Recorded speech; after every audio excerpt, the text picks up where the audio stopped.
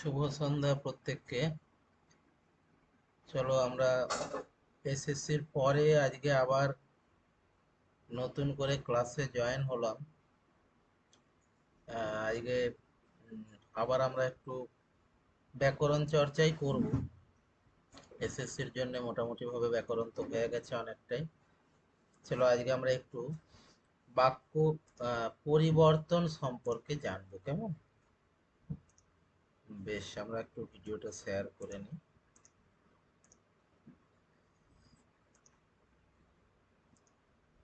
আশা করা যায় যে ভিডিওটা দেখা যাচ্ছে। আহ, তাহলে আমরা আজকে একটু বাক্য পরিবর্তন সম্পর্কে জানি, কেমন? স্যার একটু রেকর্ডিংটা অন করে দেবেন স্যার। হ্যাঁ, রেকর্ডিংটা অন করে দিয়েছি। বেশ বেশ। আচ্ছা, চলো আমরা তাহলে বাক্য পরিবর্তন সম্পর্কে একটু জানি। এখন দেখবে পরীক্ষায় আমাদের এরকম বাক্য পরিবর্তন দুটো একটা থাকেই, সেটা আপার প্রাইমারি হোক বা অন্য কোনো পরীক্ষা হোক। বাক্য পরিবর্তনটা কিন্তু থেকে থাকে, বা বাচ্য পরিবর্তন এরকম থেকে থাকে। দেখবে বাক্য আর বাচ্য তো এক জিনিস নয়, সেটা আমরা বাক্যর ক্লাস চলাকালীন বা বাচ্চর ক্লাস চলাকালীন জেনেছি। তো বাক্য আলাদা জিনিস, বাচ্য আলাদা জিনিস। সেই ক্ষেত্রে বাক্যের পরিবর্তনও আলাদা জিনিস, বাচ্যের পরিবর্তনও আলাদা জিনিস। তো বাচ্য পরিবর্তনটা আমরা পরে দেখছি। আপাতত আমরা বাক্য পরিবর্তনটাকে নিয়ে একটু আলোচনা করব, কেমন? এখন বাক্য পরিবর্তন কিভাবে করব দেখো। সবসময় মনে রাখবে বাক্য পরিবর্তন করতে গেলে যেটা আমাদেরকে করতে হবে সেটা হচ্ছে কি, যে অর্থটাকে কিন্তু অপরিবর্তিত রাখতে হবে। এইটি মাথায় রাখবে যে বাক্য পরিবর্তন করতে গেলে কোনোভাবেই যেন বাক্যের অর্থটা পরিবর্তিত না হয়ে যায়। আমাদেরকে কিন্তু এইটা ভুলে গেলে চলবে না, ঠিক আছে? এইটুকু শুধু মনে রাখবে যে বাক্যের অর্থটি অপরিবর্তিত থাকতে হবে, ব্যাস, তাহলে বাক্য পরিবর্তন হবে। এবার আমাকে যেই নির্দেশ অনুযায়ী পরিবর্তন করতে দেবে, আমাকে সেই নির্দেশ অনুযায়ী পরিবর্তন করতে হবে। এটুকু মাথায় রাখবো, কেমন? তাহলে দেখো এখানে খুব সংক্ষেপে বৈশিষ্ট্যগুলো দেওয়া আছে। এক, কি না, অর্থ একই থাকতে হবে, অর্থাৎ অর্থ পরিবর্তন হবে না। দুই, সাধু ভাষা আর চলিত ভাষা যা আছে তোমাকে যে ভাষায় দেওয়া থাকবে, মনে রাখবে যে সেই ভাষাতেই কিন্তু তোমাকে পরিবর্তন করতে হবে। যে সাধু ভাষায় দেওয়া আছে আমি সেটাকে চলিত ভাষায় পরিবর্তন করে দিলাম, এটা কিন্তু কোনোদিনই হবে না। এই জায়গাটি একটু ভালো করে আমাদেরকে মনে রাখতে হবে। আর তিন নম্বর কি না, গঠনগত পরিবর্তন হবে, এটুকু মনে রাখবে। তাহলে অর্থগত পরিবর্তন তো হবে না, এটা সম্ভব নয়। তাহলে পরিবর্তনটা যেটা হবে সেটা শুধুমাত্র কি না, গঠনগত পরিবর্তন। আচ্ছা বেশ, চলো তাহলে এরপর আমরা দেখি যে বাক্যের পরিবর্তন কত ভাবে হতে পারে। একটা হচ্ছে গঠনগত পরিবর্তন হতে পারে, একটা হচ্ছে ভাবগত পরিবর্তন হতে পারে, একটা হচ্ছে উক্তির পরিবর্তন হতে পারে। কিন্তু দেখো অর্থগত পরিবর্তনের কোনো জায়গা নেই, যেটা প্রথমেই বারবার বলেছিলাম যে অর্থ কিন্তু একই থাকবে, অর্থ কিন্তু কোনোভাবেই পরিবর্তন করা যাবে না। যদি ভুল করেও আমরা অর্থটাকে পরিবর্তন করে ফেলি, তাহলে কিন্তু পরিবর্তনটা সঠিক হবে না, কেমন? আচ্ছা বেশ, এবারে দেখো। আচ্ছা, গঠনগত দিক থেকে বাক্য কয় প্রকার? আমি যদি প্রশ্ন করি, যারা অলরেডি আমার ক্লাস আগে করেছো, আমাকে একটু বলো তো কেউ, যে গঠনগত দিক থেকে বাক্য কয় প্রকার ও কি কি? কেউ বলতে পারবে? স্যার 4 প্রকার। চার প্রকার, বেশ, বলো কি কি? সরল, যৌগিক, জটিল, মিশ্র। বাহ, খুব ভালো। তাহলে স্বাভাবিকভাবেই চার প্রকার আমরা পাচ্ছি, দেখো, ঠিক আছে? এখন এই যে চার প্রকার বাক্য পাচ্ছি, তার মধ্যে তিনটে প্রধান। কি কি না, একটা হচ্ছে সরল বাক্য, দুই হচ্ছে জটিল বাক্য, আর তিন হচ্ছে যৌগিক বাক্য, ঠিক আছে? এইবারে কেন তিনটে মুখ্য বললাম, মিশ্রটাকে কেন আমি বললাম না? তার কারণ হচ্ছে অনেক জায়গাতেই দেখবে মিশ্র বাক্য বলে বাক্যটা পাবে না। তিনটেই প্রধান পাবে, সরল, জটিল, যৌগিক। কেউ কেউ মিশ্রটাকে জটিলের মধ্যেই ফেলে দিচ্ছে, বলছে মিশ্রটা জটিলের মতোই, এক ধরনের প্রক্রিয়া। আবার কেউ কেউ বলছে যে না, মিশ্র আর জটিল কিন্তু এক নয়, অবশ্যই তাদের মধ্যে কিছু না কিছু পার্থক্য আছে, ঠিক আছে? তবে যখন আমাদেরকে পরিবর্তন করতে দেয়, তখন কিন্তু ওই মিশ্র বাক্য যেটি বলছি আমরা, সেই বাক্যটার কিন্তু প্রয়োজন পড়ে না। কারণ সাধারণত মিশ্র বাক্যে পরিবর্তন করতে বা মিশ্র বাক্য থেকে পরিবর্তন করতে আমাদেরকে দেয় না। তাহলে কি দেয় আমাদেরকে? সাধারণত দেয় গঠনগত দিক থেকে যদি দেয়, সরল থেকে জটিল দিতে পারে, সরল থেকে যৌগিক দিতে পারে, অথবা জটিল থেকে যৌগিক, জটিল থেকে সরল, অথবা যৌগিক থেকে সরল, যৌগিক থেকে জটিল। ঠিক এইভাবে এই তিনটের মধ্যে, অর্থাৎ সরল, জটিল এবং যৌগিক, এই তিনটের মধ্যেই কিন্তু আদান প্রদান হতে পারে। ঠিক আছে? তাহলে কি বললাম, যে যে পাচ্ছি আমরা মূল জিনিসগুলো, অর্থাৎ সরল, জটিল এবং যৌগিক, এই তিনটে বাক্য, তার বাইরে যেটা আছে মিশ্র বাক্য, অ্যাকচুয়ালি কিন্তু এই মিশ্র বাক্যটার মধ্যে, মানে এই পরিবর্তনের দিক থেকে কিন্তু এই মিশ্র বাক্যটার কোনো প্রয়োজন আমাদের নেই। ঠিক আছে? আচ্ছা, এরপরে আসছি তাহলে সরল থেকে জটিলে পরিবর্তন করব কি করে। আচ্ছা, আমাদেরকে তাহলে একটু গঠনটা দেখে নিতে হবে যে সরল বাক্যের গঠন কেমন আর জটিল বাক্যের গঠন কেমন, একটু ভালো করে আমাদেরকে দেখে নিতে হবে। যারা অলরেডি আমার ক্লাস করেছো তারা জানো যে সরল বাক্য কিভাবে গঠিত হয়, জটিল বাক্য কিভাবে গঠিত হয়। তবু যারা খুব নতুন তাদের জন্য একটু 1 মিনিটের মতো আমি বলে দিচ্ছি, দেখো যে কিভাবে গঠিত হয় খুব সংক্ষেপে। সরল বাক্যে সাধারণত একটি কর্তা থাকে, ঠিক আছে, একটি সমাপিকা ক্রিয়া থাকবে আর একটি কর্তা থাকবে সরল বাক্যে। এইরকম ভাবে বাক্যটা গঠন হয়। ঠিক আছে, খুব খুব সংক্ষিপ্ত, কোনো জটিলতা নেই, কিছু নেই। আচ্ছা, জটিল বাক্য কিভাবে গঠন হয়? জটিল বাক্যে কিন্তু প্রথমে দেখো একটা সাপেক্ষ সর্বনাম থাকে, তারপরে বাক্যের অংশটুকু থাকে, আবার সাপেক্ষ সর্বনাম থাকে, তারপর বাক্যের অংশটুকু থাকে। তার মানে জটিল বাক্যের ক্ষেত্রে এই সাপেক্ষ সর্বনামটা কিন্তু খুব গুরুত্বপূর্ণ জিনিস। এবার সাপেক্ষ সর্বনাম কোনগুলো? যিনি, তিনি, যাকে, তাকে, যে, সে, যদি, তবে, যেমন, তেমন, এইগুলো হচ্ছে কিন্তু সাপেক্ষ শব্দজোড় বা কিছু কিছু সাপেক্ষ সর্বনাম। বোঝা গেল? তার মানে এইরকম সাপেক্ষ শব্দজোড় কিন্তু জটিল বাক্যে থাকবে। তাহলে স্বাভাবিক সেটা সরল বাক্যে থাকা সম্ভব নয়। আমি যখনই সরল বাক্য থেকে জটিল বাক্যে যাচ্ছি, তাহলে আমাকে কি করতে হবে? বাক্য দুটির ক্ষেত্রে যেহেতু দুটি বাক্যকে এক বাক্যে পরিণত করার নাম তো জটিল বাক্য, তাহলে স্বাভাবিকভাবেই এই দুটি বাক্য যখন একসাথে জোড়া লাগছে, কিভাবে জোড়া লাগছে? একটি বাক্যের প্রথমে যদি বসে, তাহলে আরেকটি বাক্যের প্রথমে তবে বসিয়ে সেই বাক্যটিকে কিন্তু একটি বাক্যে বা একটি জটিল বাক্যে পরিণত করা হবে। বা একটি বাক্যের সামনে যে বসিয়ে এবং আরেকটা বাক্যের সামনে সে বসিয়ে সেটাকে একটা জটিল বাক্যে পরিণত করা হবে। ঠিক এইভাবে। তার মানে বোঝা গেল সরল থেকে জটিলে করতে গেলে আমাকে এরকম সাপেক্ষ শব্দজোড় আনতে হবে। আর কি করতে হবে না, সরল বাক্যটাকে আমরা দুটি অংশে বিভক্ত করে নেব, কারণ দুটো বাক্য ছাড়া তো জটিল বাক্য হবে না। তাহলে স্বাভাবিক সরল বাক্যটাকে আমরা দুটো বাক্যে বিভক্ত করে নেব। মোটামুটি এই দুটি পয়েন্ট জানা থাকলেই আমরা সরল থেকে জটিল করতে পারবো। আর একটা অবশ্যই যেটা বললাম যে মৌলিক অর্থ কিন্তু অপরিবর্তিত থাকবে। ঠিক আছে, বাক্য পরিবর্তন হবে কিন্তু অর্থ পরিবর্তন হবে না। এই জায়গাটা আমাদেরকে বারবার মনে রাখতে হবে। দেখো, এই নিয়ে আমি বোধহয় এই প্রসঙ্গটাকে অন্তত অনেকবার বলেছি। অনেকেই কি করে, বাক্যের পরিবর্তন ঘটাতে গিয়ে, রূপান্তর ঘটাতে গিয়ে অর্থটার পরিবর্তন ঘটিয়ে ফেলে, সেটা কিন্তু কোনোভাবেই হবে না। ঠিক আছে, চলো তাহলে এবার আমরা একটু দেখে নিই উদাহরণ দিয়ে যে কিভাবে হচ্ছে। দেখো, এরপর ভালো করে লক্ষ্য করো যে সত্যবাদীকে সবাই ভালোবাসে, এইটা একটা কিন্তু সরল বাক্যের লক্ষণ। দেখো খুব সিম্পল ভাবে, একটি মাত্র ক্রিয়াপদ, একটি মাত্র কর্তা, তাহলে স্বাভাবিকভাবে এটা বলার অপেক্ষা রাখে না যে এটা আমাদের সরল বাক্য।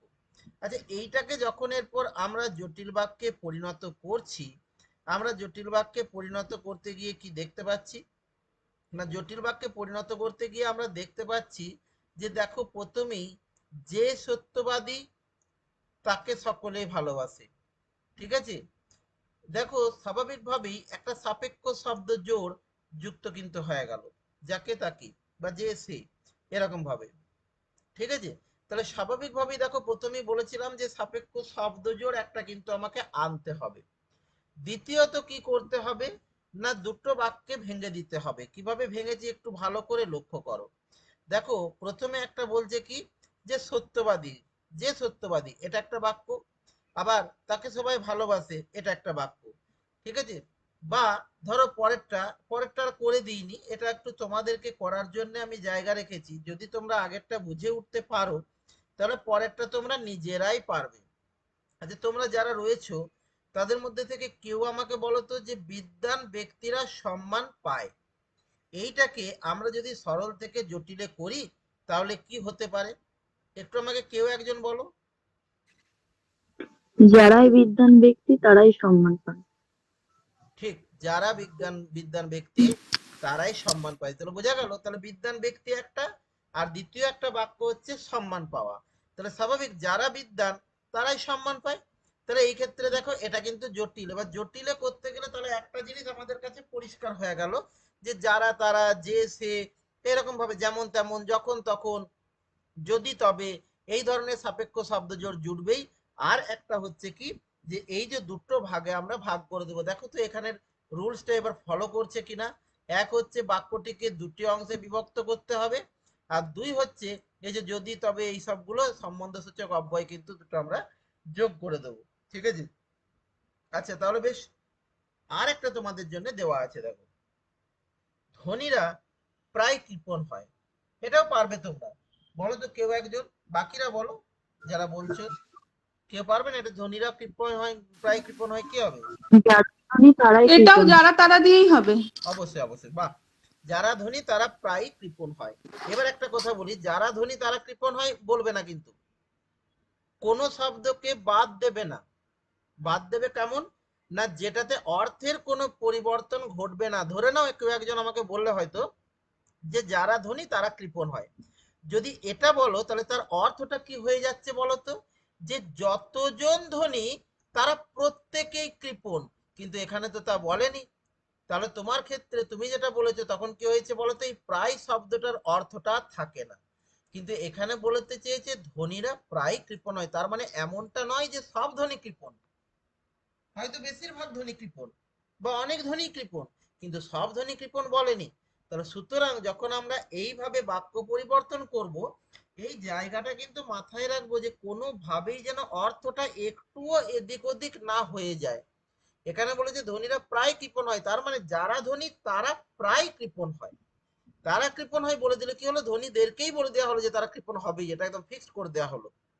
সুতরাং এটা কিন্তু হবে না। আচ্ছা বেশ, এখানে আমি লিখিনি, আমি একটা মৌখিক ভাবে বলছি, যে একটু অন্যরকম আমি ধরছি। তোমরা একটু আমাকে বলো তো, আর লিখছি না এখানে কারণ লিখতে গেলে সময় যাবে। তোমরা আমাকে একটু বলো যে আমি তোমাকে নিতে এসেছি, এটা এক বাক্যে সরল বাক্য, তোমরা প্রত্যেকেই বুঝতে পারছো আমি তোমাকে নিতে এসেছি। ঠিক এইটার জটিল বাক্যের রূপ কি হবে আমাকে বলো তো, কেউ বলো যে পারবে,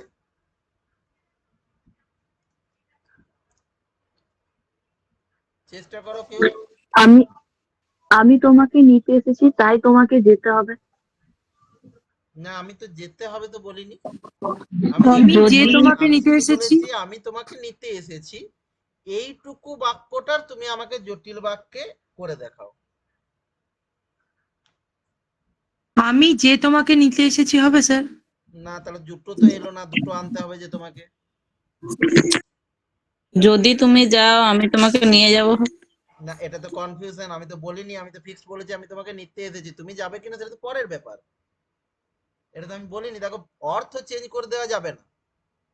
ঠিক আছে? আমি কি বললাম যে আমি তোমাকে নিতে এসেছি, তোমাকে এই ভাষাটা কি মানে এই অর্থটা কি রেখে পর তোমাকে বাক্যটার পরিবর্তনটা নিয়ে যেহেতু নিতে হবে। আমি তোমাকে হ্যাঁ বলো বলো কি বলছিলে যে- বলো। যেহেতু বিয়ে হবে, না বলো কি বলতে চাইছো, না বললে তো বুঝতে পারবো না। যেহেতু আমি তোমাকে নিতে এসেছি সেহেতু তোমাকে যেতে হবে। তুমি ভুল করছো, যেতে হবে তো আমি কোথাও বলিনি। তুমি আমার বাক্যটাকে ভালো করে শোনো। আমি তোমাকে নিতে এসেছি, খুব ছোট্ট বাক্য, একটি সরল বাক্য, আমি তোমাকে নিতে এসেছি। এইটাকে যখন তোমাকে জটিল বাক্যে পরিবর্তন করতে বলছে তখন স্যার যেটা এটা তোমাকে, হ্যাঁ, বলো। আমি সে যে তোমাকে নিতে এসেছি। ঠিক, এটা হতে পারে যে আমি সেই যে তোমাকে নিতে এসেছি, হতে পারে এক, অথবা উল্টোটা করে দাও, তুমি সেই যাকে আমি নিতে এসেছি। বুঝতে পেরেছি ব্যাপারটা? তুমি সেই যাকে আমি নিতে এসেছি, বা আমি সেই যে তোমাকে নিতে এসেছে। তুমি যেটা খুশি করো, কিন্তু দেখো দুটোর ক্ষেত্রেই অর্থ কিন্তু এক আছে। এখানে অর্থ কিন্তু কোনো রূপ পরিবর্তন ঘটেনি। বুঝতে পারা গেল কি বললাম তাহলে? যে আমি তোমাকে নিতে এসেছি, যখন এটা আমি বলছি তখন কি দাঁড়াচ্ছে বলতো, যে তুমি সেই যাকে আমি নিতে এসেছি। অর্থাৎ দেখো আমার ভাষা কিন্তু পাল্টাতে পারে, অর্থ কিন্তু এক আছে। তুমি কোনোভাবেই বলতে পারবে না যে স্যার এটার তো অন্য অর্থ দাঁড়িয়ে যাচ্ছে, তাই না? এবং আমি কিছু বাড়তি অ্যাডও করতে পারবো না, আমি কোনো কিছু তথ্যকে বাদ দিতেও পারবো না। তথ্যটা আমাকে একই রাখতে হবে, এটুকু মাথায় রাখতে হবে। কেমন? তাহলে এইভাবে সরল থেকে জটিল হয়। নিয়ম এইটুকুই, এইটুকু নিয়মের উপর বেস করে এবার এরকম ধরনের প্রচুর উদাহরণ হয়। আচ্ছা আমরা একটু অন্যরকম দেখি, শুধু সরল থেকে জটিলে থাকলে হবে না। এবার চলে যাচ্ছে ঠিক উল্টোটা। ধরো জটিল দেওয়া আছে, তোমাকে বললো যে জটিল থেকে সরল করতে হবে, তাহলে কি হবে? নিশ্চয়ই এটা আর বোঝাতে হবে না। জটিলে তাহলে এই যে থাকে না, এই যে সে যেন তেন যবে তবে যখন তখন, এগুলোকে বাদ দিয়ে দেবো যদি সরল বাক্যে করতে দেয়। তাহলে প্রথমেই একটা জটিল বাক্যের থেকে এই অংশটাকে বাদ দেব। দ্বিতীয়ত কি করব না, দ্বিতীয়ত যেটা করব সেটা হচ্ছে যে একটি বাক্যাংশে পরিণত করব। দেখবে এখানে অনেক পয়েন্ট লেখা আছে, এত পয়েন্ট বুঝতে গেলে হয়তো আমাদের একটু অসুবিধা ঘটতে পারে। আবারও বলছি যে অসুবিধা ঘটতে পারে। যদি মনে হয় যে এত আমার বুঝতে অসুবিধা হচ্ছে, এত পড়ার কোনো প্রয়োজন নেই। শুধু মনে রাখবে যে জটিল বাক্যের ক্ষেত্রে যে সম্বন্ধসূচক অব্যয় বা সাপেক্ষ সর্বনাম ছিল সেইটিকে টোটালি বাদ দিয়ে দেব। ঠিক আছে? আর যেটি করব, যে জটিল বাক্যের ক্ষেত্রে দেখলাম একটি বাক্য, তার আগে একটি সাপেক্ষ শব্দ জোড়, আবার একটি সাপেক্ষ শব্দ জোড়, তারপরে একটি বাক্য। এই ক্ষেত্রে প্রথম যেটা বললাম, এই সাপেক্ষ শব্দ জোড়গুলিকে বাদ দেব। আর এই যে দুটি বাক্য, এই দুটি বাক্যকে আসলে আমরা একটি বাক্যে পরিণত করব। এরকম দুটো পার্টিশন থাকবে না। ঠিক আছে? আর বারবার বলছি, সব ক্ষেত্রেই মৌলিক অর্থটার পরিবর্তন ঘটানো যাবে না। মৌলিক অর্থটার পরিবর্তন না ঘটিয়ে বাক্যটার পরিবর্তন করতে হবে। চলো দেখি কেমন। এই যে দেখো জটিল বাক্য, যখন মেঘ গর্জন করে তখন ময়ূর নৃত্য করে। এবারে সূত্রে চলে এসো। প্রথম সূত্র কি বলেছিলাম? যখন বাদ দিয়ে দেব, তখন বাদ দিয়ে দেব। আচ্ছা তাহলে কি দাঁড়ালো আমার? যে মেঘ গর্জন করে, ময়ূর নৃত্য করে। আচ্ছা এবারে আরেকটা কাজ করতে হবে কি, এই যে দুটি অংশ, এই একটি অংশ এবং এই একটি অংশ, এই দুটি অংশকে এমন ভাবে যোগ করব যাতে একটাই বাক্যে পরিণত হয়ে যায়। দেখো তো আমি সেইভাবেই যোগ করেছি। মেঘ গর্জন করলে ময়ূর নৃত্য করে। দেখো তো অর্থ কি একই রইলো, যে যখন মেঘ গর্জন করে তখন ময়ূর নৃত্য করে, আর মেঘ গর্জন করলে ময়ূর নৃত্য করে। যদি একটু ভালো করে লক্ষ্য করো তাহলে দেখবে অর্থ কিন্তু এক আছে। শুধু পার্থক্য কি হলো না, তখন জটিল বাক্য ছিল, এই যখন তখন যোগ করে দুটো বাক্যে ভেঙে দিয়ে ব্যাপারটাকে জটিল করে তুলেছিলাম। কিন্তু এখন কি হয়ে গেছে, এই জটিলতার অবসান ঘটে গেছে, এখন একদমই সরল হয়ে গেছে, তাই না? তাহলে স্বাভাবিক এইভাবে আমরা জটিল বাক্যকে সরল বাক্য করব। আশা করি বোঝাতে পেরেছি। চলো এরপরে আরো দুটো অপশন দিয়েছি, তোমরা বলো তো একটু দেখি কেউ একজন, যে সে যদি কাল আসে তবে আমি যাব। এটা কি হবে যদি সরল বাক্যে করি? কেউ একজন বলো। সে কাল এলে আমি তুই যাব। আসলে আমি যাবো। বাহ, সে কাল এলে আমি যাব, খুব ভালো হয়েছে। বা সে কাল আসলে আমি যাব, ঠিক আছে, অসুবিধা নেই। সে কাল এলে আমি যাব, খুবই ভালো। তার মানে বোঝা গেল, দেখো যখনই সে কাল এলে আমি যাব বলছি, যদি চেঞ্জ হয়ে গেল তবে চলে গেল। এবারে সে কাল আসে আমি যাব, এইভাবে তো আর বাক্য হয় না। এবারে এই আসেটাকে যেরকম এলে করে দিলে বা আসলে করে দিলে, তাহলে স্বাভাবিক এইটুকু একটু ক্রিয়াপদটা আমাদেরকে নিজেদের মতো করে চেঞ্জ করে নিতে হতে পারে। আবার বলছি, ক্রিয়াপদটাকে আমাদের নিজেদের মতো করে চেঞ্জ করে নিতে হতে পারে। সেটা একটু আমাদেরকে দেখে শুনে করতে হবে। কেমন? আচ্ছা বেশ, আরো একটা আছে দেখো, যে সকল পশু মাংস ভোজন করে তারা অত্যন্ত বলবান। এটাকে একটু বলো তো দেখি, কে পারো? মাংস ভোজন করা পশুরা অত্যন্ত বলবান। বাহ, মাংস ভোজন করা পশুরা অত্যন্ত বলবান হয়। এক্ষেত্রেও দেখো যেটা প্রথমেই বাদ, ঠিক আছে, এবং তারাটা প্রথমেই বাদ হয়ে গেল। তার সাথে আর একটা জিনিস বাদ দিয়েছে, সকলটা। কেন বলো তো?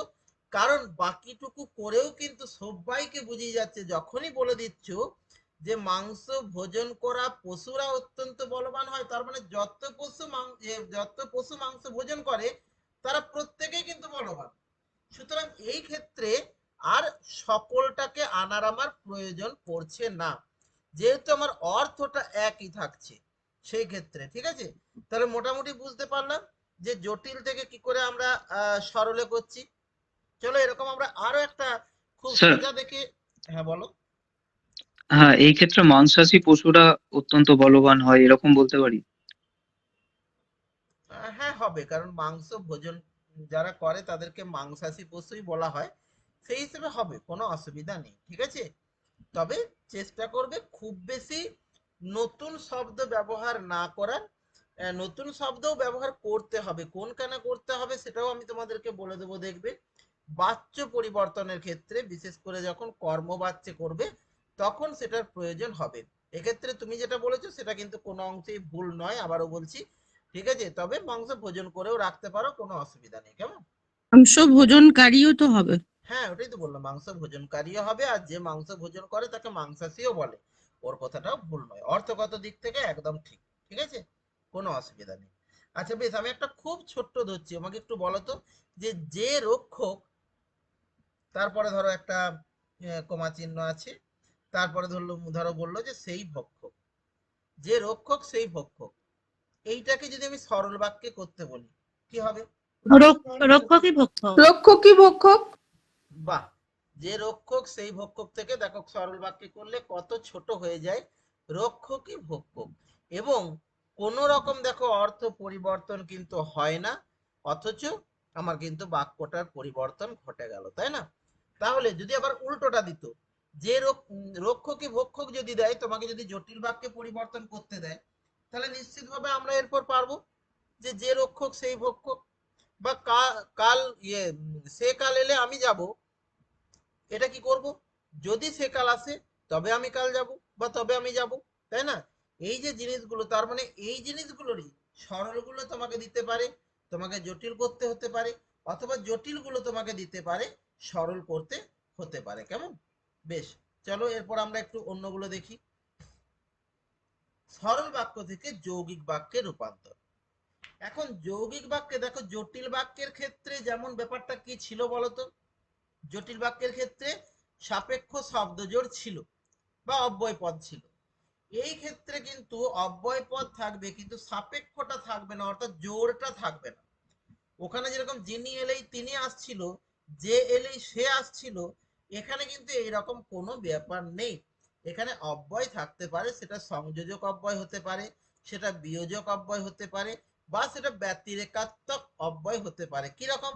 ও, এবং, কিন্তু, অথবা, নতুবা, অথবা অনেক সময় কি হয়, তোমার যেরকম অব্যয় পদ থাকবে এমনটা নাও হতে পারে, কোনো কমা চিহ্ন ব্যবহৃত হতে পারে, মানে অব্যয় পদের জায়গায় হয়তো কোনো সংযোজক অব্যয়ের জায়গায় কোনো চিহ্ন ব্যবহৃত হয়ে গেল, এটাও হতে পারে। এইভাবেও কিন্তু যৌগিক বাক্য হতে পারে।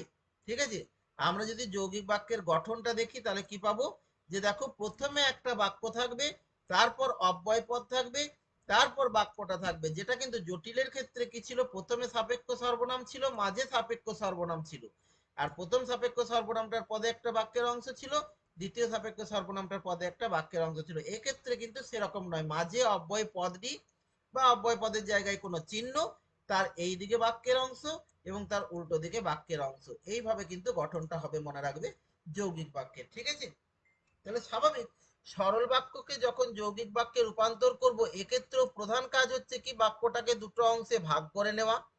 আর 2 নম্বর হচ্ছে, যে দুটো অংশে ভাগ করে দিলাম তার মাঝখানে তাহলে কি করব, এইরকম একটি সংযোজক বা বিয়োজক বা ব্যতিরেকাত্মক অব্যয় কিন্তু যুক্ত করে দেব। আর একটা কথা যেটা প্রতিটার ক্ষেত্রে খুব গুরুত্বপূর্ণ, সেটা কি না, বাক্যের অর্থটার কিন্তু কোনো পরিবর্তন ঘটানো যাবে না। এটা কিন্তু বারবার বলছি, কোনো কিছুর বিনিময়ে বাক্যের অর্থের পরিবর্তন যদি ঘটে গেছে কোনোভাবে, তাহলে কিন্তু জানবে তোমার রূপান্তর ভুল হয়েছে। চলো আমরা দেখি। সরল বাক্যে আছে, আমি বহু কষ্টে শিক্ষা লাভ করেছি। ঠিক আছে, যদি এটাকে যৌগিক করতে যাই তাহলে কি করব, এখানে পূর্ণচ্ছেদটা একটু ভুল আছে, এটা পূর্ণচ্ছেদ হবে না, হ্যাঁ এটা প্রিন্টিং মিস্টেক, এখানে কমা হবে। কেমন, বেশ, এখানে কমা হবে, এটা একটু দেখে নেবে, কিন্তু এটা একটু প্রিন্টিং মিস্টেক আছে, হ্যাঁ এটা একটু ভুল আছে। আচ্ছা বেশ, চলো, আমি বহু কষ্টে শিক্ষা লাভ করেছি। তাহলে প্রথম কথা হচ্ছে এটাকে দুটো ভাগে ভাগ করে দাও।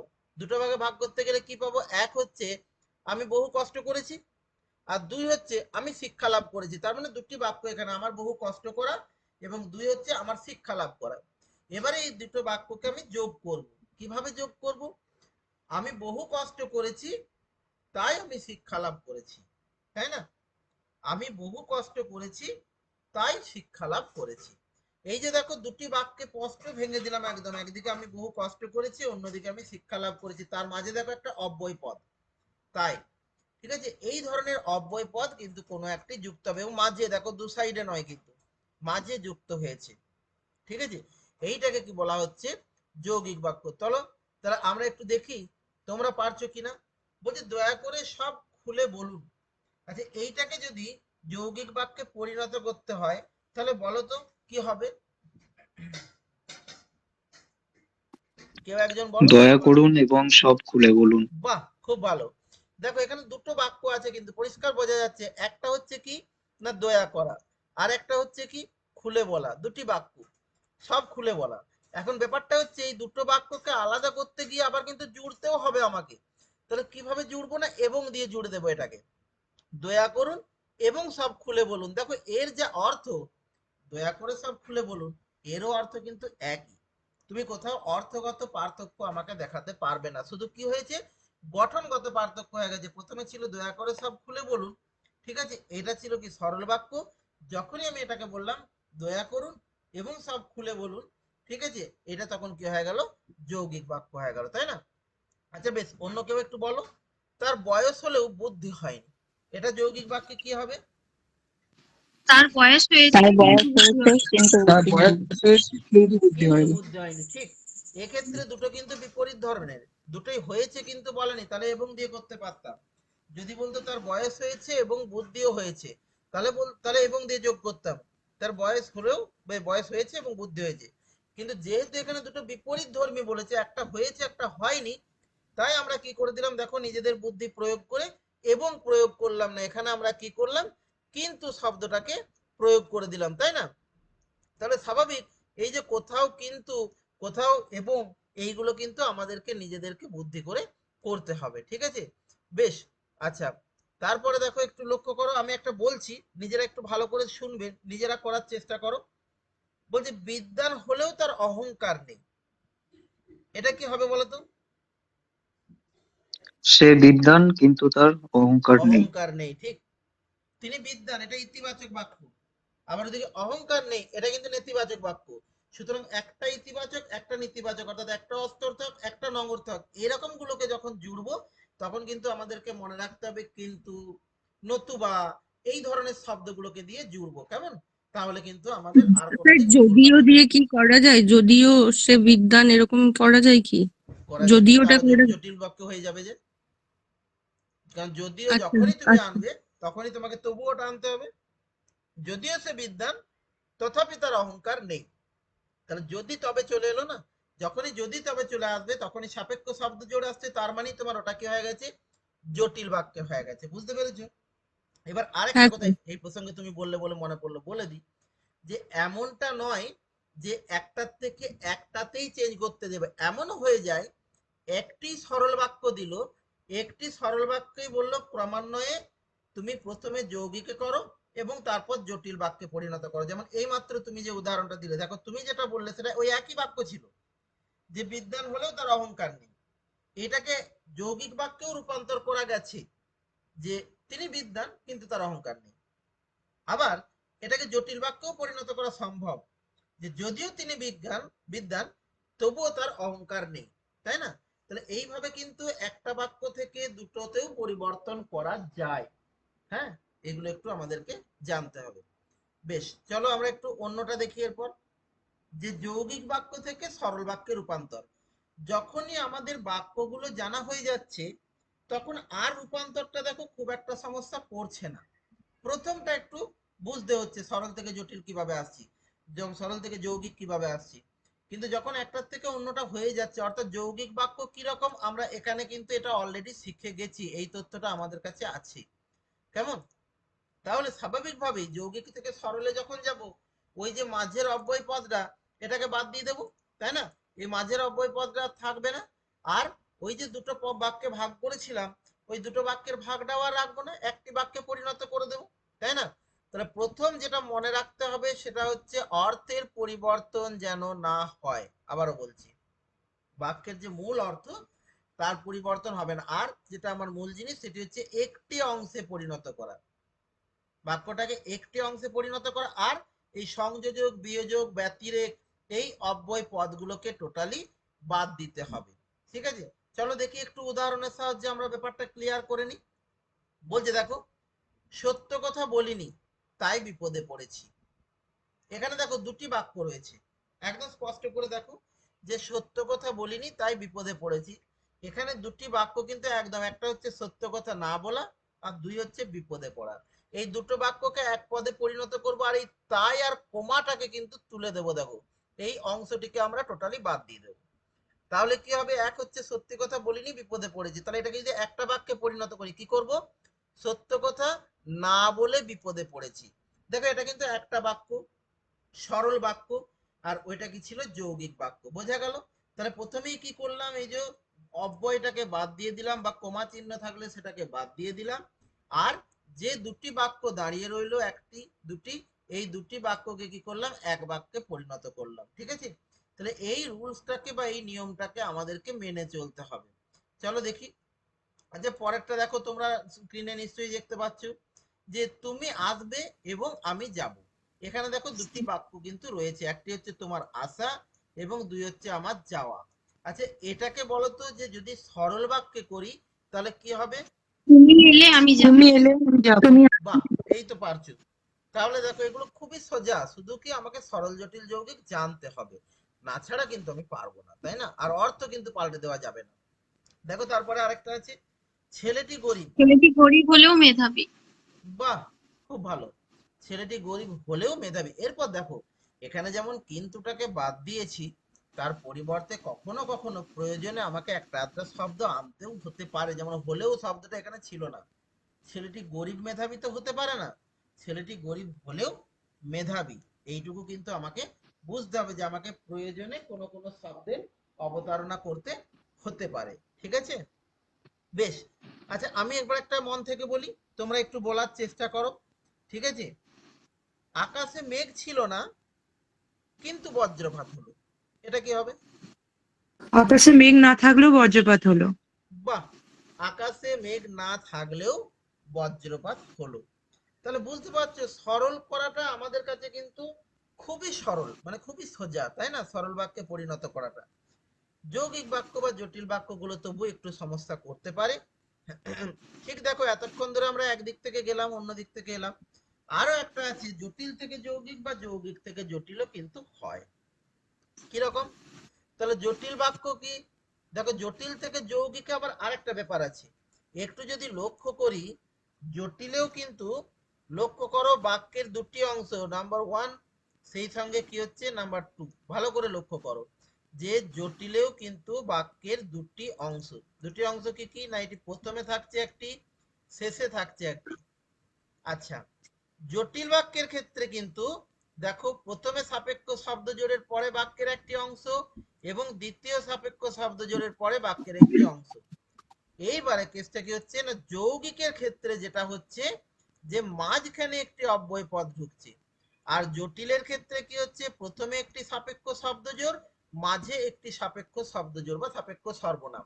এইটুকু আমাদেরকে কিন্তু মনে রাখতে হবে। তার মানে এই ক্ষেত্রে যেটা কমন পয়েন্ট, যৌগিকের ক্ষেত্রেও দুটি বাক্যে ভাগ হবে, জটিলের ক্ষেত্রেও দুটি বাক্যে ভাগ হবে, মানে দুটি বাক্য থাকবেই, যৌগিকের ক্ষেত্রেও দুটিই আছে জটিলের ক্ষেত্রেও দুটি আছে। শুধু পার্থক্য যেটা হবে এক, যে এর ক্ষেত্রে মাঝে একটি অব্যয় বা অব্যয়সূচক কোনো চিহ্ন ঢুকে যাবে, আর জটিল বাক্যের ক্ষেত্রে কিন্তু দুটি সাপেক্ষ শব্দজোড় চলে আসবে। কিরকম দেখো, তাহলে প্রথমেই বলে দিই, জটিল বাক্যকে দুটি অংশে বিভক্ত করতে হয়, যেটা যৌগিকেও আছে কিন্তু। হ্যাঁ, সম্বন্ধসূচক অব্যয়টি বিলুপ্ত হয়ে যাবে, তার পরিবর্তে কি হবে না, জটিল থেকে যখন যৌগিক পদে রূপান্তর করব তখন এইরকম অব্যয় পদের ব্যবহারের মাধ্যমে স্বাধীন বাক্যগুলোকে যুক্ত করব। চলো আমরা এরপর লক্ষ্য করি জটিল থেকে যৌগিক। তুমি যদি না খাও তবে আমিও খাবো না। ভালো করে লক্ষ্য করো, তুমি যদি না খাও তাহলে আমিও খাবো না। এখন জটিল বাক্যের যেটি প্রধান লক্ষণ আগে সেগুলিকে বাদ দিয়ে দাও, অর্থাৎ যদি তবে বাদ চলে গেল।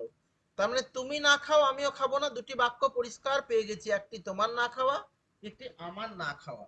এখন এই দুটোকে যদি যোগ করি তাহলে সরল বাক্যে সোজা ছিল যে তুমি না খেলে আমিও খাবো না। ভালো করে লক্ষ্য করো, সরল বাক্যে যদি করতে হতো এটাকে খুব সুন্দরভাবে করে দেওয়া যেত যে তুমি না খেলে আমিও খাবো না। কিন্তু যখনই যৌগিক বলেছে, এবারে সমস্যাটা কোথায়, যে তুমি না খাও আমিও খাবো না, এই দুটি বাক্যকে কিন্তু দুটো বাক্যই রাখতে হবে, কিন্তু ওই যদি তবেটাকে বাদ দিতে হবে। তাহলে কিভাবে রাখবো, দেখো এখানে কিন্তু আমরা একটা নইলে বলে শব্দকে যোগ করে দিয়েছি, তাই তো? কি করেছি দেখো, তুমি খাও নইলে আমিও খাবো না। আচ্ছা যদি অর্থ করি তাহলে কি দাঁড়াচ্ছে, তুমি খাও নইলে আমিও খাবো না, মানে কি তুমি না খেলে কিন্তু আমি খাবো না। জটিল বাক্যের অর্থটা দেখো, তুমি যদি না খাও তবে আমি খাবো না। তার মানে দেখো কোথাও কিন্তু আমরা অর্থগত পরিবর্তন ঘটালাম না, কিন্তু দুটো বাক্যকে দুটো বাক্যই আলাদা রাখলাম, অথচ যদি তবেটাকে তুলে দিয়ে একটি মাত্র অব্যয় পদের আগমন ঘটালাম। দেখো এইভাবে কিন্তু আমরা জটিল থেকে যৌগিক পদে পরিণত করলাম। আচ্ছা চলো, এখানে তোমরা দেখতে পাচ্ছ একটা জটিল বাক্য রয়েছে। দেখো, যদিও রামলালের বয়স কম ছিল তথাপি তার দুষ্টু বুদ্ধি কম ছিল না। এটাকে যদি যৌগিক বাক্যে করতে হয় কি হবে বলো তো, চেষ্টা করো। রামলালের বয়স কম ছিল কিন্তু তার দুষ্টবুদ্ধি কম ছিল না। বাহ, খুব ভালো। রামলালের বয়স কম ছিল কিন্তু দুষ্টু বুদ্ধি কম ছিল না, তাই তো? আচ্ছা বেশ, এটাকে যদি সরল বাক্যে করা হয় তাহলে কি হবে, রামলালের বয়স কম থাকলেও তার দুষ্টবুদ্ধি কম ছিল না। বাহ, খুব ভালো, এই তো পারছো। আচ্ছা জটিল বাক্যে ধরো আছে তারপর একটা, যে যখন বিপদ আসে তখন দুঃখও আসে, এইটাকে যদি আমাদের এরপর যৌগিকে করতে হয় তাহলে কি হবে,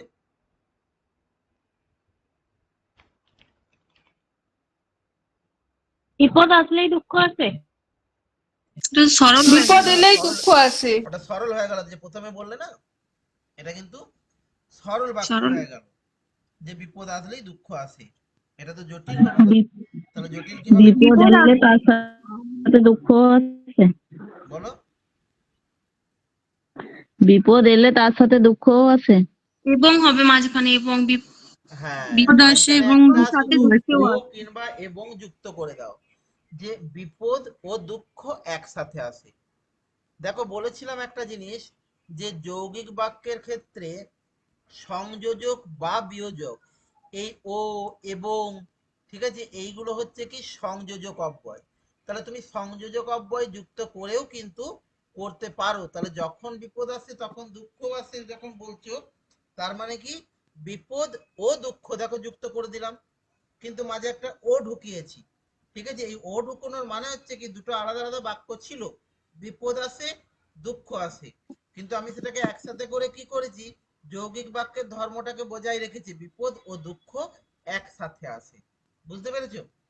আচ্ছা বেশ, আমি এই ধরনের আর একটা বাক্য বলছি, জটিল বাক্যই বলছি, একটু ভালো করে মন দিয়ে শুনবে। যেহেতু দোষ করেছো সেহেতু শাস্তি পাবে, যেহেতু দোষ করেছো সেহেতু শাস্তি পাবে। আমাকে এটা একটু বলো তো, যে যৌগিক বাক্যে দোষ কি হবে? করেছে তাই শাস্তি পাবে। দোষ করেছো তাই শাস্তি পাবে, বা দোষ করেছো অতএব শাস্তি পাবে। আচ্ছা এটা সরল বাক্যে কি হতো, দোষ করেছো বলেই শাস্তি পাবে।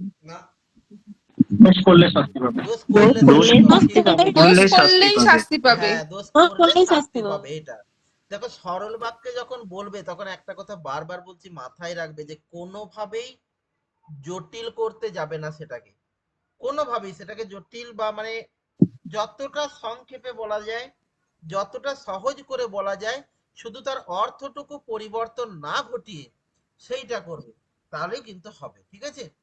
আচ্ছা চলো আমরা এরপর একটু যৌগিক বাক্যকে জটিল বাক্যে পরিবর্তনের সূত্রটা একটু দেখে নিই। ওই একই জিনিস, সেই দুটি অংশে বিভক্ত করতে হবে।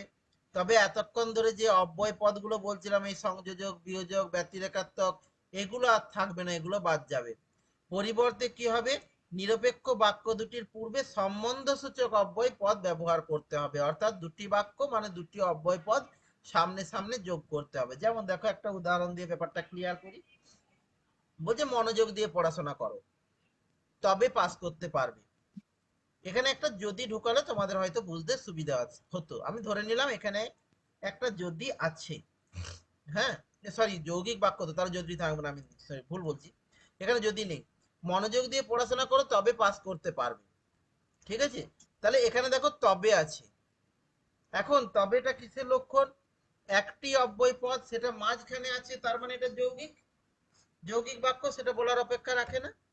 তাহলে এটাকে যদি জটিল বাক্যে পরিণত করতে হয়, তাহলে জটিল বাক্যে পরিণত করতে গেলে কি হবে, আমরা জানি দুটি সাপেক্ষ শব্দ জোড়, অর্থাৎ যদি তার সঙ্গে তবে যুক্ত করতে হবে, এবং বাক্য তো দুটোই ছিল, কাজেই দুটোই থাকবে, আর তো কোনো অসুবিধা নেই। তাহলে যদি মনোযোগ দিয়ে পড়াশোনা করো তবে পাস করতে পারবে, তাই না? যৌগিক থেকে জটিল করাটা মোটামুটি সোজা। দেখো তোমরা নিজেরা চেষ্টা করো। তুমি ধনী কিন্তু উদার নও, কি হবে? যদিও তুমি ধনী বলো। তথাপি তুমি উদার নও। বাহ, যদিও তুমি ধনী তবুও তুমি উদার নও, খুব ভালো। আচ্ছা বেশ, আরো একটা দেখো, বলছে যে ধর্মীদের নিজেদের গরজ আছে তাই তারা দারিদ্র সৃষ্টি করে। এটা জটিল বাক্যে করলে কি হবে?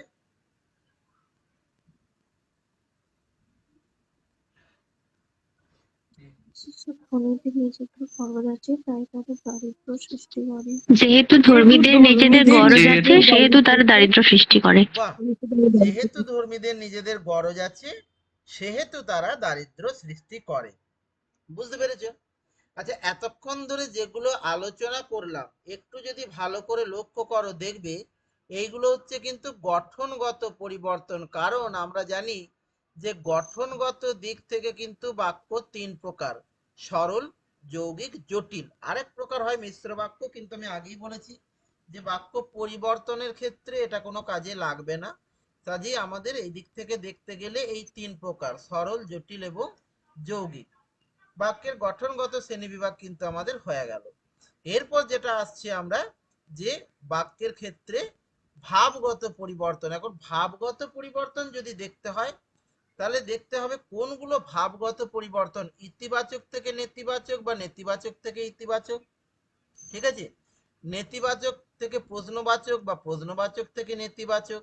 ঠিক আছে? এই ধরনের যে পরিবর্তনগুলো, সেইগুলো হচ্ছে কিন্তু ভাবগত পরিবর্তন। ঠিক আছে? তাহলে ভাবগত পরিবর্তনটা একটু দেখি। তবে আবারও বলছি, যে কোনো পরিবর্তনের ক্ষেত্রেই অর্থ কিন্তু কোনোভাবেই পাল্টাবে না। কেমন? এইটুকু মনে রাখবে। চলো ভাবগত পরিবর্তনটা একটু সংক্ষেপে দেখে নিই। এখন ইতিবাচক বাক্যকে নেতিবাচক পরিবর্তন করতে গেলে তার জন্য কতগুলো সূত্র আছে। কিরকম সূত্র? না বাক্যে না, নয়, নহে, নি, মানে নেগেটিভ কথাবার্তা আর কি, নেতিবাচক শব্দ যুক্ত করতে হবে। ঠিক আছে? যদি সেটাকে নেতিবাচকে পরিণত করতে হয়। তবে আবারও বলছি, হ্যাঁ সূচক বাক্যকে না করতে গেলে মূল অর্থকে পরিবর্তন করে দেওয়া চলবে না। শুধুমাত্র বাক্যটাকে পরিবর্তন করতে হবে, অর্থটাকে কিন্তু নয়, তাই না? আর চেষ্টা করতে হবে বাক্যের বিশেষণ পদটি যেটি আছে সেটির বিপরীত পদটিকে ব্যবহার করার, তাহলেই দেখবে হয়ে যাবে। এইটি চেষ্টা করবে, বিশেষণ পদটিকে খুঁজে বের করে তার বিপরীত শব্দটি বসিয়ে দাও। দেখো তোমার বাক্যের ঠিক ইতিবাচক থেকে নেতিবাচক হয়ে যাবে। অবশ্যই বললাম যে প্রয়োজন বোধে না সূচক বাক্য। যেমন ধরো এখানে আছে হৈমন্তী চুপ করিয়া রহিল। আচ্ছা, এটা কিন্তু একটু ভালো করে লক্ষ্য করো, রহিল সাধু ভাষায় আছে, কিন্তু বারবার বলছি, আমি আগেও বলেছি যদি কোথাও সাধু ভাষায় থাকে তাহলে কিন্তু তার রূপান্তরটাও সাধু ভাষায় হবে। ঠিক আছে? তাহলে দেখো এটাকে আমি একটু নেতিবাচক করব। কি বলেছি? যে চুপ করিয়া রহিল। কি নেতিবাচকে পরিণত করেছি? হৈমন্তী চুপ না থাকিয়া পারিল না। এখন চুপ করে থাকা আর অপোজিট করলে কি দাঁড়ায়? চুপ না থাকা। তাহলে স্বাভাবিকভাবেই যখন দেখো অপোজিট করেছি কিন্তু অর্থ পাল্টায়নি, হৈমন্তী চুপ করিয়া রহিল তার অর্থও যা, আর হৈমন্তী চুপ না থাকিয়া পারিল না তাহলে এর অর্থও তাই। অর্থাৎ দুটো ক্ষেত্রেই কিন্তু বোঝা যাচ্ছে যে হৈমন্তী চুপই রইল, কথা কিন্তু বললো না। ঠিক আছে? আচ্ছা বেশ, তাহলে তোমরা এরপর আমাকে বলো তো যে পাখিটা মরলো, এটা পাখিটা নেতিবাচক বাঁচলো বাক্যে না। কিভাবে পাখিটা হবে বেঁচে বলো? থাকলো না। বাঁচলো না বা বেঁচে থাকলো না। হ্যাঁ, পাখিটা দুভাবে হবে। হ্যাঁ বলো, আরেকজন কি বলছে বলো। পাখিটা বেঁচে নেই। হ্যাঁ ওই একই এটা একই, না পাখিটা মরে বাঁচলো ঠেকিল না না, বা পাখিটা আবার বেঁচে নেই, পাখিটা ব্যাপারটা বাঁচলো না। একই। তার মানে কি হলো? পাখিটা মরলো। তার মানে এই যে মরণ, এই মরলো শব্দটার যদি আমরা বিপরীত শব্দটা করে দিই তাহলে খুব সুন্দরভাবে কিন্তু ইতিবাচক থেকে নেতিবাচক হয়ে যাবে, তাই না? আচ্ছা চলো আরো একটা উদাহরণ আছে, দেখো। এভাবে সমাজ অচল হয়ে পড়ে, এটাকে যদি নেতিবাচকে পরিণতি করি তাহলে কি হবে? এভাবে সমাজ সচল এভাবে থাকে না। সমাজ সচল থাকে। বলো। আটকে গেলাম। আচ্ছা বেশ, আমি বলছি। এভাবে সমাজ সচল থাকবে না, এরকম কিছু একটা হবে। আচ্ছা যদি এটা করি, এভাবে সমাজ এভাবে চলে না। সমাজ আমি বলছি এভাবে যদি করি যে এভাবে সমাজ চলে না, হ্যাঁ, আমাকে এটা না হবে। কিন্তু হ্যাঁ, আনতে তাও হবে, হবে। আমাকে না আনতে হবে, মনে রাখবে, বারবার বলছি। ঠিক আছে? ওই যে বললো না পাখিটি বাঁচলো না, ওই যে না এনেছো দেখো, তবেই কিন্তু পাখিটি মরলো এলো। তোমাকে একটি নেগেটিভ শব্দ যোগ করতেই হবে, তা না হলে নেতিবাচক তো হবে না, তাই না? তুমি যখন অচলকে সচল করে দিচ্ছ, ঠিক আছে, তারপরেও কিন্তু তোমাকে একটা কিছু হতে হবে, সচল থাকলো না বা এরকম কিছু। তার থেকে ভালো আমি এত জটিলে কেন যাব, একবারে এভাবে সমাজ চলে না, তার মানে এভাবে সমাজ অচল হয়ে পড়ে, তাই না? আচ্ছা বেশ, আমি একটু অন্যরকম করে বলছি যে অনুপমার উচিত কাজ হয়েছে, এটাকে যদি আমি নেগেটিভে বলি, নেতিবাচকে পরিণত করো তো। অনুপমার অনুচিত কাজ হয়নি। কাজ করেনি। অনুপমার অনুচিত কাজ হয়নি, এই অনুচিত কাজ হয়নি মানেই তো উচিত কাজ হয়েছে, তাই না? তার মানে অর্থটা দেখো একই রইলো, তাই তো? বেশ, আচ্ছা চলো এবারে আমরা একটু অন্য দেখি। নেতিবাচক থেকে ইতিবাচক, আর এগুলো নিয়ে বিস্তারিত বলছি না, কারণ বুঝে গেছো। না থাকবে সেই নঙর্থক অব্যয়টাকে তুলে দিতে হবে, ঠিক আছে? তার পরিবর্তে হ্যাঁ সূচক ভাবটাকে ফুটিয়ে তুলতে হবে, কিন্তু আবারও বলছি যে অর্থের পরিবর্তন ঘটাবো না, ঠিক আছে? প্রয়োজন মতো নেতিবাচক শব্দের বাক্যাংশকে ইতিবাচক শব্দ দ্বারা রূপান্তর করবো, আর ওই একই, যেখানে বিপরীত শব্দ লাগিয়ে দিলে হয়ে যাবে সেখানে বিপরীত শব্দ লাগিয়ে দেবো। চলো দেখি কিরকম। বলছে তারা যাবে না কোথাও, তার মানে এটা নাই আছে, দেখো তারা যাবে না কোথাও, এটা তো নাবাচক বাক্য। তাহলে এটাকে যদি ইতিবাচক করি, দেখো কি করেছি, তারা এখানেই থাকবে। কোথাও যাবে না মানেই তো এখানেই থাকবে, তাই না? যেখানে আছে সেখানেই থাকবে, তাহলে তারা এখানেই থাকবে, এটা হচ্ছে ইতিবাচক বাক্য। তাহলে তোমরা এরপর বলো তো যে আমি অন্য ঘরে যাব না, তার মানে কি হবে? আমি এ ঘরেই থাকবো। আমি এ ঘরেই থাকবো। আমি ঘরেই থাকবো বা এখানেই থাকবো, ঠিক আছে? আচ্ছা দেশের প্রচলিত ধর্মে কর্মে তাহার আস্থা ছিল না, একটু ভালো করে আবার বলছি, দেশের প্রচলিত ধর্মে কর্মে তাহার আস্থা ছিল না, লক্ষ্য করবে সাধু ভাষা আছে কিন্তু, ঠিক আছে? অতএব এইটাকে স্ক্রিনটা ইতিবাচকে দেখা পরিণত করো তো। আস্থা ছিল। আস্থা ছিল। দেশের প্রচলিত ধর্মকর্মে তাহার অনাস্থা ছিল। ছিল। আস্থাটাকে বিপরীত শব্দ করে দাও, অনাস্থা। দেখো সঙ্গে সঙ্গে চেঞ্জ হয়ে যাবে। দেশের প্রচলিত ধর্মে কর্মে তাহার অনাস্থা ছিল, অনাস্থা ছিল মানেই আস্থা ছিল না, অথচ যখনই অনাস্থা ছিল বললাম দেখো নাটা সব উঠে গেল, তাই না? তাহলে স্বাভাবিকভাবেই এইভাবে আমাদেরকে কিন্তু পরিবর্তনটা করতে হবে, আর যেহেতু তাহার ছিল, দ্বিতীয় ক্ষেত্রেও কিন্তু তাহারটাই রাখবো, এটাকে কিন্তু আমরা কোনোভাবেই পরিবর্তন করব না, এটা কিন্তু বারবার মনে রেখো, ঠিক আছে? আচ্ছা বেশ, চলো নেতিবাচক থেকে প্রশ্নবাচক বাক্যে একটু দেখে নি। নেতিবাচক বাক্যের ক্ষেত্রে যে না শব্দ থাকবে, না সূচক শব্দটা, সেটাকে তুলে দিতে হবে, মানে এটা আর থাকবে না। তবে অর্থ অপরিবর্তিত থাকবে, এটা প্রথম থেকেই বলে আসছি। আর নির্দেশক বাক্য হলে কি হবে, কি, বা নঙ্গর্থক বাক্য হলে না কি নয় কি, এই ধরনের প্রশ্নগুলোর সঙ্গে জিজ্ঞাসা চিহ্নটা ব্যবহার হবে। তবে বারবার মনে রাখবে, প্রশ্নবোধক বাক্য বললে সাধারণত জিজ্ঞাসা চিহ্ন বসে। ঠিক আছে, সাধারণত দু একটা ক্ষেত্রে ব্যতিক্রম ঘটে যায়, হয়তো প্রশ্ন বোঝায় অথচ জিজ্ঞাসা চিহ্নটা আমরা দিই না, এরকম দু একটা ক্ষেত্রে ব্যতিক্রম ঘটে যায়। তাছাড়া সব ক্ষেত্রেই এই জিজ্ঞাসা চিহ্ন প্রশ্নবাচকে থাকবেই। তাহলে যদি আমাকে বলে এতে দোষ নেই, দেখো এখানে কিন্তু নেই, নেই মানে নাবাচক শব্দ। আচ্ছা, এটাকে যখন আমি প্রশ্নবাচকে করব তখন কি করব, এতে দোষ কি, এতে দোষ কি মানেই আমি যখন জিজ্ঞাসা এতে কি করছি, কোনো আমি দোষ বলতে আছে? চাইছি যে তাকে ঘুরিয়ে বলতে হবে যে না এতে দোষ নেই, মানে আমি এমন ভাবে প্রশ্নটা করব যে সে নাবাচক উত্তরটাই আমাকে দেবে। ঠিক আমাকে এইভাবে কিন্তু প্রশ্নটা করতে হবে যাতে সে কোনোভাবে হ্যাঁ বাচকে না চলে যায়, তাই না? এই যে দেখো লিখেছি না, টাকায় সব হয় না, তাহলে এমন ভাবে আমাকে প্রশ্ন করতে হবে যেন যিনি উত্তর দিচ্ছেন তিনি এই উত্তরটাই দেন যে টাকায় সব হয় না। টাকায় তাহলে কি বলো তো সব এটাকে হয়? প্রশ্নবাচক করলে কি টাকায় বলবো? সব হয় কি? টাকায় কি সব হয়? টাকায় কি সব হয় বা টাকায় সব হয় টাকায় কি? সব হয় কি? হ্যাঁ, একই, তুমি কিটাকে লাস্টেও যোগ করতে পারো বা মাঝখানেও যোগ করতে পারো, অসুবিধা নেই। যে টাকায় কি সব হয়, তাহলে স্বাভাবিকভাবে উত্তর আসবে না টাকায় সব হয় না, তাই না? আচ্ছা, আর পথ নেই, তাহলে এটা কি হবে? আর পথ আছে কি? আর পথ আছে কি, বাহ। তাহলে আমি একটু অন্যরকম বলি, এরপর অনেকক্ষণ ধরে কি দিয়ে হচ্ছে, তো আমাকে একটু বলো তো, পুলিশের লোক জানিবে না, এটাকে প্রশ্নবাচকে কি করে করব? পুলিশের লোক কি করে জানবে? ঠিক, পুলিশের একদম। কিন্তু একটা জায়গায় ভুল হয়েছে, তোমরা বোধহয় আমার কথাটা মন দিয়ে শোনোনি। পুলিশের লোক জানিবে কি? ঠিক, জানিবে। আমি বারবার বলছি, যেখানে সাধু সেখানে সাধু, যেখানে চলিত সেখানে চলিত, হ্যাঁ হ্যাঁ হ্যাঁ হ্যাঁ হ্যাঁ কোনোভাবেই কিন্তু সাধুকে চলিতে রূপান্তর করে দেওয়া যাবে না। হয়তো দেখবে অপশন গুলো এমন থাকলো, ইচ্ছা করে একটা ছোট চেঞ্জ আমরা কি করি, অনেক সময় প্রথম দুটো অপশন দেখেই ধরে নিই এটাই ঠিক, আর থার্ড অপশন বা ফোর্থ অপশনটা দেখি না, এটা আমাদের অনেক সময় ভুল হয়ে যায়। কাজে এইগুলো কিন্তু করবে না, কারণ এরকম ছোট্ট ছোট্ট কোথায় কি চেঞ্জ থাকবে, একটা অক্ষরের হয়তো এদিক ওদিক করে দিয়েছে দেখবে, কাজে এগুলো বারবার চেক করবে, কেমন? বেশ, এবার ওই একই জিনিস প্রশ্নবাচককে নেতিবাচক বাক্যে পরিণত করে দাও, ঠিক উল্টোটা। তারা কি পাষাণ, জিজ্ঞাসা করছে তারা কি পাষাণ, যখন এটাকে নেতিবাচকে বলছে তারা পাষাণ কিনা জানি না, স্বাভাবিক দেখো নায়ে চলে এলো, এবং এমন একটা কথা বললো যাতে কিন্তু কোনোটাই ক্লিয়ার হলো না তারা কি পাষাণ নাকি নয়। দেখো কোনো কিছু ক্লিয়ার করিনি আমি, কিন্তু ফিক্সড কোনো উত্তর দিয়ে দিইনি। ঠিক সেরকম বলো তো, এ কেমন কথা, এটাকে যদি নেতিবাচক করি? এ কেমন কথা এটা জানি কোনো না। কথা নয়। হ্যাঁ, এটা কোনো কথা নয়। হ্যাঁ, এটা কোনো কথা নয় হবে, বা এ কেমন কথা জানি না, এটা বললেও হবে, কোনো অসুবিধা নেই। ঠিক আছে, তাহাদের গ্রামে ফিরিয়া আসা চলে কি?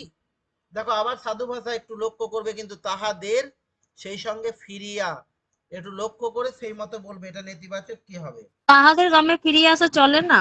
হ্যাঁ ঠিক, তাহাদের গ্রামে ফিরিয়া আসা চলে না, কারণ নেতিবাচক করতে বলেছে। ঠিক আছে, এক্ষেত্রে আর বলার কিছু অপেক্ষা রাখে না। বেশ, আমি একটু অন্য ধরছি, বলতো সরস্বতী বর দেবেন কি, এটা কি হবে? সরস্বতী বর দেবেন না। বাহ, এগুলো আর জটিলতা কিছু নেই। দেখো ইতিবাচক থেকে প্রশ্নবোধক সেই একই, শুধু যা নাবাচকটা ছিল না প্রথমে। ফুলকে সকলেই ভালোবাসে, প্রশ্নবাচক করতে গিয়ে প্রয়োজনে আমাকে নঙর্থক অব্যয় ব্যবহার করতে হতে পারে। কিরকম, ফুলকে কি সকলেই ভালোবাসে না, তার মানে এটা যখনই আমি বলছি তার মানে উত্তর কিন্তু ইতিবাচক আসতে বাধ্য, যে হ্যাঁ ফুলকে সকলেই ভালোবাসে, তাই না? ঠিক সেরকম আমাকে বলতো, এরা অন্য জাতের মানুষ, এটাকে এরা কি প্রশ্নবাচক। অন্য জাতের মানুষ? ঠিক, এরা কি অন্য জাতের মানুষ নয়, তোমাকে নেগেটিভ করতে বলেছি। ও আচ্ছা, হ্যাঁ নেগেটিভ হ্যাঁ। না করলে তো তুমি ইতিবাচক উত্তরটা পাবে না। তুমি যখনই বলবে এরা কি অন্য জাতের মানুষ নয়, তখন বলবে হ্যাঁ এরা অন্য জাতের মানুষ, তাই না? এরকম ভাবে। আচ্ছা আমাকে একটু হ্যাঁ বলো স্যার। তো, বাংলাদেশ একটি উন্নয়নশীল দেশ, এটা কি হবে? বাংলাদেশ একটি উন্নয়নশীল দেশ কি নয়? হ্যাঁ, অনুন বাংলাদেশ কি একটি উন্নয়নশীল দেশ নয়, তাই না? আবার উল্টোটাও হতে পারে, প্রশ্নবোধক থেকে ইতিবাচক। এই যে বলছে ভুল কি সকলেই করে না, তার মানে কি বলতে চাইলো বলতো, যে ভুল সকলেই করে, তাই না? ভুল সকলেই করে যখন বলছি, তখন কিন্তু সেটা ইতিবাচক, তখন কিন্তু আর সেটা নেতিবাচক নয়, তাই না? ঠিক সেরকম একলা যেতে ভয় করবে না তো, জিজ্ঞাসা একলা করো। যেতে ভয় করবে। একলা যেতে ভয় করবে। একলা যেতে ভয় করবে। ভয় করবে না তো জিজ্ঞাসা করছে, করবে। এটা ক্ষেত্রে কি করব, যে একলা একলা যেতে যেতে ভয় ভয় করবে। করবে কিনা ভয় জানতে করে। চাই। বেশ না, তো ভয় করতে পারে বলে দেবে, ঠিক আছে? একলা যেতে ভয় করতে পারে, একলা যেতে ভয় করবে বললেও অসুবিধা নেই, কারণ নেগেটিভটাকে যেহেতু আমাকে তুলতে হবে, ঠিক আছে? তো যাই হোক, এইভাবে কিন্তু পরিবর্তনগুলো করবে, কেমন? আপাতত আজকে বাক্য পরিবর্তনের মোটামুটি যত রকম বাক্য পরিবর্তন হয়, সেটা ভাবগত পরিবর্তন হোক বা সেটা গঠনগত পরিবর্তন হোক, সেগুলো নিয়ে একটা মোটামুটি ভাবে আলোচনা করলাম। তোমরাও প্র্যাকটিস করলে এবং আশা করি এখান থেকে কিছু ধারণা একবারে জলের মতো ক্লিয়ার হয়ে গেল যে বাক্য পরিবর্তন করতে গেলে প্রথম যে শর্ত সেটা হচ্ছে অর্থ পরিবর্তন করা যাবে না, এইটি কিন্তু মাথায় রেখে এরপর বাক্যের গঠন কেমন সেটা দেখে নিতে হবে। যে বাক্য থেকে যে বাক্যে পরিবর্তন করতে দিয়েছে সেই বাক্যের গঠন অনুযায়ী সেরকম পরিবর্তন করব। আর যেগুলো ভাবগত পরিবর্তন বলবে সেই ক্ষেত্রে দেখে নেব যে অর্থগত কি দিকগুলো আছে সেইগুলোকে দেখে পরিবর্তন করব, কেমন? আশা করি আজকে বোঝাতে পেরেছি বা আমরা প্রত্যেকেই বুঝতে পেরেছি মোটামুটি ভাবে বাক্য পরিবর্তন কি, কেমন? তাহলে আজকে এই পর্যন্ত বেশ। থাক। হ্যাঁ বলো, এখান থেকে কি কোনো প্রশ্ন আছে তাহলে বলতে পারো, আর যদি কারো জিজ্ঞাসা না থাকে তাহলে মোটামুটি আজকে এই পর্যন্তই থাক। আগামী দিন আবার অন্য ক্লাসে দেখা হবে, কেমন? একদমই স্যার, সাথে অসংখ্য ধন্যবাদ। তো তোমরা মোটামুটি আমাদের সোমবার থেকে তো ডেমনস্ট্রেশন ক্লাস চলছে। হ্যাঁ, অ্যাকচুয়ালি আমাদের এটা পেড ব্যাচের ক্লাসগুলোই তোমাদের অ্যাক্সেস দিয়েছি করার জন্য, লিঙ্কগুলো আমি ওপেন লিঙ্ক দিচ্ছি তোমাদের গ্রুপে। তো সেই জায়গা থেকে সোমবার, মঙ্গলবার, বুধবার, আজ বৃহস্পতিবার অলরেডি আমরা 4টা ফ্রি ক্লাস তোমাদের দিয়েছি দেখার জন্য। যারা একদমই নতুন জয়েন করেছো, এখানে অনেকেই আছো যারা আমাদের ডেমো ক্লাসগুলো রেগুলারলি আমি খেয়াল করি, আমার নামগুলো প্রায় মুখস্থই হয়ে গেছে অনেকজনের, যে তোমরা দেখি যে আমাদের যা ডেমো ক্লাস হয় তোমরা কিন্তু সারাক্ষণ অ্যাটেন্ড করো, পার্টিসিপেট করো, ইন্টারাকশন করো, কিন্তু কোনো কারণে আমাদের কোর্সগুলোতে এনরোল করতে পারো না। তো আমি তাদেরকে বলবো যে ক্লাসটা শেষ হয়ে গেলে তোমরা আমার সাথে একটু যোগাযোগ রেখো, কি সুবিধা অসুবিধা হচ্ছে। যদি কোনো প্রবলেম হয়, যেহেতু আজকে আমাদের অ্যাডমিশনের ক্ষেত্রে আমি বলেছি কোর্স ফি আমরা অনেকটা কমিয়ে রেখেছি, সেক্ষেত্রে তোমরা একটু যোগাযোগ করবে আমার সাথে ক্লাসটা শেষ হয়ে যাওয়ার পরে, কোথায় সুবিধা কোথায় অসুবিধা হচ্ছে, বা যদি কোনো কোয়ারিজ থাকে সেটা সংক্রান্ত সেটা আমাকে জিজ্ঞেস করে নেবে। ক্লাস মোটামুটি তোমরা আশা করি বুঝে গেছো যে কিভাবে হবে ক্লাস চলছে, এবং আমাদের নিজস্ব অ্যাপ আছে, আমরা নেক্সট উইক থেকে নিজস্ব অ্যাপেই ক্লাস করব। তার মধ্যে আমাদের যারা পুরনো স্টুডেন্ট রয়েছে তোমাদের উদ্দেশ্যে বলি যে আমাদের পুরনো যাবতীয় যা ক্লাস হয়েছে জুন মাস থেকে সমস্তটাই অ্যাপে আপলোড করার কাজ চলছে। রবিবারের মধ্যে টোটালটা তোমরা একদম পেয়ে যাবে। এবং যে তোমাদের একটা অসুবিধা হচ্ছিল যে স্যার পিডিএফটা ডাউনলোড করতে পারছি না ওখান থেকে, সিস্টেম থেকে, সেই ইস্যুটাও সলভ হয়ে গেছে। পিডিএফটা ওখান থেকে ডাউনলোড করে তোমরা নিজেদের সুবিধা মতো ফোনের স্টোরেজে সেভ রাখতে পারবে, চাইলে তোমরা প্রিন্ট আউটও নিতে পারবে। সেই যে প্রবলেমটা ছিল, আরেকটা তোমরা প্রবলেমের কথা বলছিলে যে ক্লাস চলাকালীন স্ক্রিনের ওপর নিজেদের নামটা জাম্প করছে, ওটা একটু প্রবলেম হচ্ছিল, সেই ইস্যুটা সলভ করা গেছে। ফলে স্ক্রিনের উপর আর তোমাদের যে নাম বা ফোন নাম্বার যেটা জাম্প করছিল সেটা আর কিন্তু করবে না, সেই প্রবলেমটা রিজলভ করা গেছে। সোমবার দিন আমরা একটা ট্রেনিং করাবো প্রত্যেকের জন্য, যারা নতুন বা পুরনো রয়েছে সকলের জন্যই। আমাদের অ্যাপটা একটু আপডেট হয়েছে, সিস্টেম একটু চেঞ্জ হয়েছে, তার জন্য আগামী রবিবার দিন প্রত্যেকের একটু আমি গুগল মিটে লিঙ্ক দেবো, প্রত্যেকে একবার জয়েন হবে, আমি শিখিয়ে দেবো অ্যাপটা কিভাবে ব্যবহার করবে, কোথা থেকে মক টেস্টগুলো দেবে, কোথা থেকে পিডিএফগুলো কিভাবে ডাউনলোড করবে, কোথা থেকে লাইভ ক্লাসগুলো অ্যাক্সেস করতে পারবে, ক্লাসে কিভাবে জয়েন করবে, লাইভ ক্লাস চলাকালীন কিভাবে ক্লাসের মধ্যে কথা বলা যাবে, তুমি কিভাবে স্যারের সাথে যোগাযোগ করবে, কিভাবে চ্যাট বক্সে তোমার বক্তব্য বলবে, সমস্তটা টোটালটাই কিন্তু রবিবার দিন ট্রেনিং করিয়ে দেবো। কারণ আমাদের অ্যাপটা ফুললি রেডি হয়ে গেছে, যা আপডেটের কাজ যেটুকু পেন্ডিং ছিল সেটাও কমপ্লিট হয়ে গেছে, ফলে ফুল অ্যাক্সেস তোমাদেরকে এবার দেওয়া যাবে এবং তোমরা পুরোটাই সুন্দরভাবে করতে পারবে। আমরা রবিবারের পর স্যারদের সাথে বসবো, স্যারদেরকে রবিবার যদি সম্ভব না হয় সোমবার দিন আমরা ট্রেনিংটা আরেকবার করিয়ে দেবো। তারপরে আমরা সোমবার থেকে আমাদের যাবতীয় যা ক্লাস হবে টোটালটাই ফুললি কিন্তু একদম অ্যাপ বেসড হবে। তার সুবিধা একটাই, অটোমেটিক রেকর্ডিং জেনারেট হবে, অটোমেটিক পিডিএফ ফাইল সেখান থেকে নিতে পারবে, অটোমেটিক সব টেস্ট তুমি দিতে পারবে, কোনোটাই তোমাকে চাইতে হবে না বা যেমন ধরো আজকের ক্লাসটা হলো, এবার এটা স্যার আমাকে রেকর্ডিং পাঠাবেন, আমি সেটা এডিট করব, তারপর আপলোড করব। এটা সময় সাপেক্ষ ব্যাপার, সব দিন সব সময় হয়ে ওঠে না। তোমরা যারা জয়েন করতে পারো না জিজ্ঞেস করো, স্যার ক্লাস